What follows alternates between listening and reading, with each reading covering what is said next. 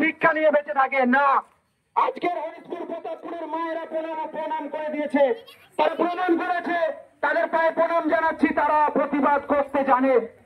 আপনাদের প্রত্যেকের পায়ে আমি প্রণাম জানাচ্ছি। এই এলাকার যারা সুরবর্তী মানুষ তারা আজকে পথে নেমেছে। কিছু মানুষ তারা শুনতে পেয়ে পথে আসেনি, তাদের ভয় লাগছে যে কেউ কিছু বলবে নাকি। আমরা একটা অরাজনৈতিক ভাবে আজকের প্রতিবাদ র্যালি করলাম, আমরা নিরপেক্ষ ভাবে র্যালি করলাম। আজকে গোটা বাংলা, গোটা দেশ, গোটা পৃথিবী উত্তাল হচ্ছে, আর সেখানে হরিশপুর প্রতাপপুর শ্যামসুন্দরপুরে কোনো নিরপেক্ষ আন্দোলন হলো না।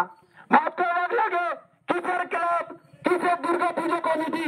আমি দুর্গা পুজো কমিটি গুলোকে বলি, আগে মাতৃরূপে জ্যান্ত দুর্গাদের আগে সুরক্ষা নিশ্চিত করুন, তারপরে পুজোর মণ্ডপে থিম চালাবেন, থিম করবেন, আগে পথে যাবেন ইমিডিয়েটলি। আমি হুগলি এবং পশ্চিম মেদিনীপুরে যে সমস্ত পুজো কমিটি রয়েছে তাদেরকে আমি শ্রদ্ধা জানাই। তারা বিভিন্ন সময় সামাজিক থিম তুলে ধরেছে। রিসেন্টলি হরিশপুরের ফুটবল মাঠে আমরা দেখেছি নারী সুরক্ষা নিয়ে বিভিন্ন সামাজিক অনুষ্ঠান হয়েছে, তাদেরকে আমি স্যালুট করছি। অন্যদিকে যে সমস্ত পুজো কমিটি যারা থিম প্রচার করছেন সোশ্যাল মিডিয়াতে, তাদেরকে বলবো বন্ধু পথে নামুন। মায়ের আজকে সুরক্ষিত নয়, বোনের আজকে সুরক্ষিত নয়। তারপরে আমি বলবো শুধুমাত্র মেয়েরা আজকে যে 31 বছরের তরুণী ধর্ষিত হয়েছে এমনটা নয়, প্রতিদিন আমাদের ঘরে বাইরে মায়েরা নির্যাতিত হচ্ছে, মেয়েরা নির্যাতিত হচ্ছে। তাদের কথা ভাবুন, তাদের সুরক্ষার দাবিতে আজকের যে গণ আন্দোলন ইতিহাসে আজকে সাক্ষী হয়ে থাকবে। এটুকু বলতে পারি, যারা মাইক্রোফোনের শব্দ শুনছেন, এখনো অব্দি হরিশপুর প্রতাপপুরের মানুষ এই ধরনের নিরপেক্ষ আন্দোলন গড়ে তুলতে পারেনি কোনোদিনও।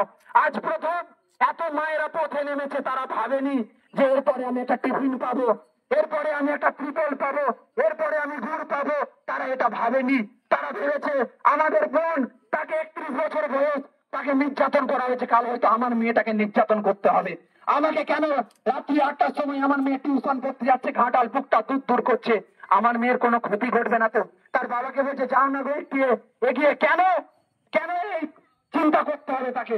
যাই হোক, আপনারা যারা উপস্থিত হয়েছেন আরো একবার প্রত্যেকে আমি নমস্কার, ভালোবাসা এবং শ্রদ্ধা জানাচ্ছি। আমরা মানববন্ধনের মধ্য দিয়ে আজকের এই প্রতিবাদ র্যালি শেষ। প্রত্যেকে হাতগুলো ধরে নিন, প্রত্যেকে হাতগুলো ধরে নিন। আমরা 1 মিনিট নীরবতা পালন করে হাতগুলো ধরে নেব, মুষ্টিবদ্ধ করে আমরা শেষ করব। প্রত্যেকে আমরা নীরবতা পালন করব।